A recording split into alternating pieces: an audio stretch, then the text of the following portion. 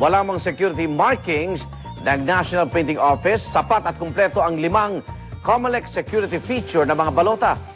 Hindi naman kinagat ng grupong kontradaya ang paliwanag ng COMELEC. Ang gusto nila, sunugin ang mga balota para hindi magamit sa pandaraya.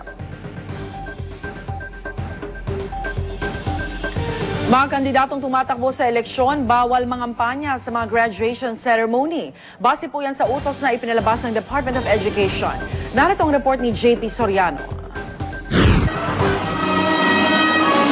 Hindi na bagong pag-iimbita sa mga politiko na magsalita tuwing graduation ceremony kapag sumasapit ang Marso.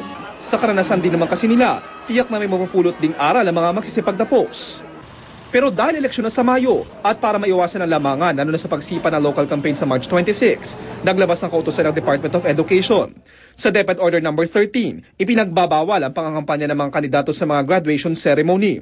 Kahit wala pa sa hustong gulang para bumoto ang mga estudyante sa elementary at high school, narin naman daw kasi ang kanilang mga magulang na pwedeng hatakin ng boto. Inihiling natin na i-focus lang sa graduation at wag pasukan ng politika o pangangampanya ang graduation ceremonies. Ang magkakaibigang Nea, Angelica at Aliza, sabik na magtapos ng high school. Pero asiwa raw sila sa balibalitang may mga kandidatong gustong magtalumpati sa kanilang graduation. Hindi po fair. Unfair po yung ginagawa. Parang nauuna na po sila agad, nagkakamping na sila. Itinuturing ang graduation bilang isa sa mga pinakamahalagang bahagi ng buhay ng isang estudyante. Kaya pakiusap ng DepEd at mga estudyante sa mga kandidato, konting respeto at wag haluan ng politika ang kanilang pagtatapos. Para sa unang balita, JP Soriano reporting.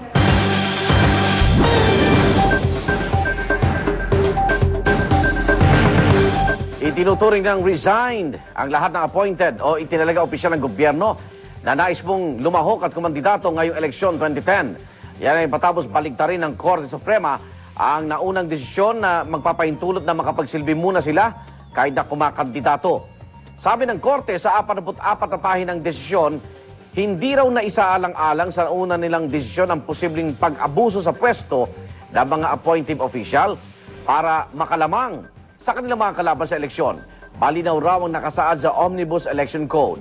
Dapat magbitiw ang lahat ng appointed official ng gobyerno, sundalo at mga empleyado ng government-owned corporation sa mismong araw na mag-file sila ng kandidatura. Binigyan ng Korte ng 15 araw ang palasyo para maghain ng kanilang motion for reconsideration. Abangan ang pagbusisi sa isyong yan mamaya sa Talakayan with Igan.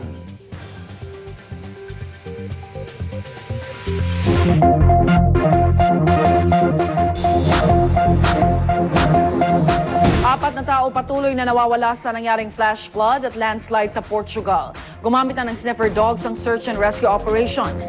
Patuloy din ang paglilinis ng mga naipong tubig at putik. Gumamit na ng bulldozer sa clearing operation. 42 ang nasawi sa baha at pagguhong dulot ng bagyo.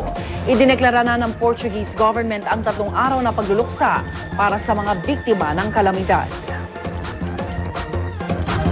Bomba natagpuan sa 2 package sa isang post office sa Israel. Agad na ilayo at pinasabog sa ligtas na lugar ang mga bomba, kaya walang nasaktan. Dahil sa pangyayari, pansamantalang sinuspinde ang delivery ng mga sulat sa Israel. Itutuloy daw ang Postal Service operations kapag natiyak na ang kaligtasan ng mga sulat at package sa post office. Mga full-body scanner sinimulan ng gamitin sa airport security inspection sa France. Sa pamamagitan ng bagong device, agad maiispatan ng anumang itinatago ng pasahero sa ilalim ng kanyang damit. Tatlumbang susubukan ang paggamit ng mga full-body scanner. Napagpasyahan ito ng airport management dahil sa isang insidenteng nangyari noong nakaraang taon. Isang lalaking pasahero ang nakapagpusit ng bobang nakatago sa ilalim ng kanyang underwear. 4,000 nag-welcome piloto ng Lufthansa Airlines sa Germany babalik na sa trabaho. Ayon sa ulat ng Associated Press, nagkasundo na ang management at ang mga piloto sa 2 oras na hearing sa Labor Court sa Frankfurt. Pumayag ang Lufthansa management na ipagpatuloy ang pakikipag-usap sa Union kaugnay ng kanilang mga demands. Mahigit 10,000 pasahero ang naapektuhan ng strike ng mga piloto. Airstrike ng mga dayuhang sundalo sa Central Afghanistan, halos 30 sibilyan ang namatay. Isang bata at 4 na babae ang kabilang sa mga nasawi, habang 12 tao pa ang sugatan. Kinondena ng Council of Ministers sa Afghanistan ang pangyayari. Umami naman sa pagkakamali ang mga sundalo ng North Atlantic Treaty Organization o NATO. Humingi na sila ng paumanhin sa Pangulo ng Afghanistan para sa mga sibilyang nagdamay sa kanilang operasyon. Car bombing sa Iraq, 5 ang patay. Kabilang dyan ang 2 pulis at 3 sibilyan. Nangyari ang insidente sa labas ng Internal Affairs Office sa Ramadi sa Anbar Province. Ang Sunni insurgents ang itinuturong nasa likod ng mga pambubomba. Sunod-sunod ang pag-atake sa mga ahensya ng gobyerno sa Iraq, ilang linggo bago ang nakatakdang parliamentary election doon. 2 rallyista patay sa kilos protesta sa Ivory Coast. At mga rancho sa Argentina, patok sa mga turista. Huwag pa huli, tutok lang sa unang balita.